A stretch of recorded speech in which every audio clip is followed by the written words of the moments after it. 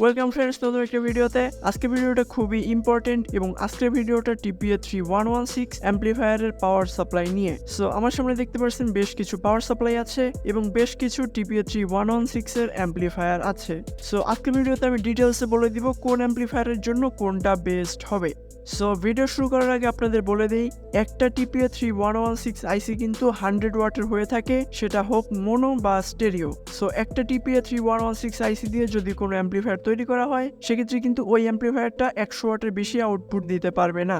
এবং যদি দুইটা 3116 আইসি দিয়ে কোনো অ্যাম্পলিফায়ার তৈরি করা হয়, সেক্ষেত্রে ওই অ্যাম্পলিফায়ারটা কিন্তু 200 ওয়াটের বেশি আউটপুট দিতে পারবে না। সো এই বিষয়টা আপনাদের অবশ্যই মনে রাখতে হবে। অন্যদিকে যদি আপনি এরকম TPA 3116 অ্যাম্পলিফায়ার থেকে খুব ভালো কোয়ালিটির আউটপুট চান, সেক্ষেত্রে কিন্তু আপনার অবশ্যই 19 ভোল্ট থেকে 24 ভোল্টের মধ্যে পাওয়ার সাপ্লাই ব্যবহার করতে হবে। যদি আপনি 12 ভোল্ট অথবা 16 ভোল্ট ইউজ করেন, সেক্ষেত্রে কিন্তু খুব একটা ভালো সাউন্ড পাবেন না।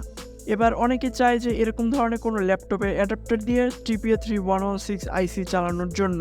যেহেতু ল্যাপটপের অ্যাডাপ্টার 19 ভোল্ট হয়ে থাকে, সেক্ষেত্রে এই ধরনের অ্যাম্পলিফায়ার চলবে, কিন্তু সমস্যাটা হলো ল্যাপটপের অ্যাডাপ্টার কিন্তু খুব বেশি অ্যাম্পিয়ার বা খুব বেশি ওয়াটের হয়ে থাকে না। যেমন এরকম ধরনের ল্যাপটপের অ্যাডাপ্টার কিন্তু দেখা যায় ম্যাক্সিমাম 2 অ্যাম্পিয়ার, 3 অ্যাম্পিয়ার বা 4 অ্যাম্পিয়ারের হয়ে থাকে। সো এগুলো নর্মালি দেখা যায় যে 60 ওয়াট বা 65 ওয়াট বা 70 ওয়াট এরকম হয়ে থাকে।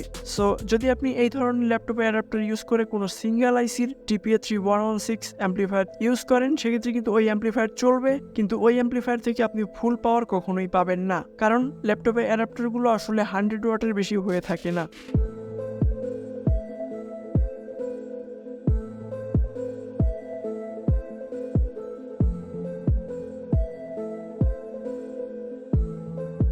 দেন এবার আমরা দেখব এই নোটবুক অ্যাডাপ্টারটা। এই অ্যাডাপ্টারটা কিন্তু খুবই ভালো এবং এটা একটা ভেরিয়েবল পাওয়ার সাপ্লাই। এখানে আপনারা 12 ভোল্ট থেকে 24 ভোল্ট পর্যন্ত নিতে পারবেন এবং সেটা ম্যাক্সিমাম 5 এম্পিয়ার পর্যন্ত দিতে পারে। সো যদি এটা ওয়াটের কথা বলি, তাহলে এটা বলতে হবে এই অ্যাডাপ্টারটা 100 ওয়াটের একটি অ্যাডাপ্টার।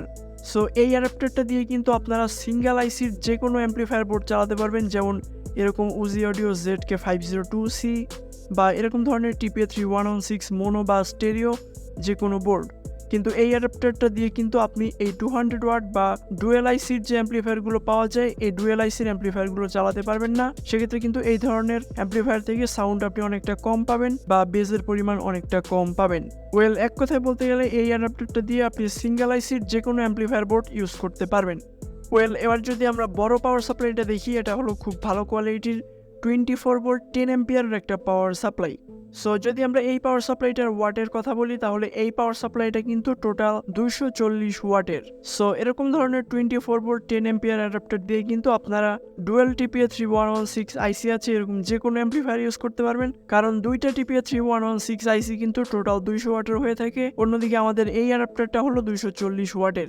সো যদি আপনি এরকম কোনো অ্যাম্পলিফায়ার ব্যবহার করেন যেটা দুইটা TPA 3116 আইসি আছে, সেক্ষেত্রে কিন্তু আপনার এই পাওয়ার সাপ্লাইটা দরকার হবে। আর এরকম ধরনের পাওয়ার সাপ্লাই এবং অ্যাম্পলিফায়ার কিন্তু আপনারা ভোল্টেক ফেসবুক পেজে পেয়ে যাবেন। তাদের ফেসবুক পেজের লিঙ্ক এবং বাকি সব ইনফরমেশন আমি ডেসক্রিপশন বক্সে দিয়ে দিয়েছি।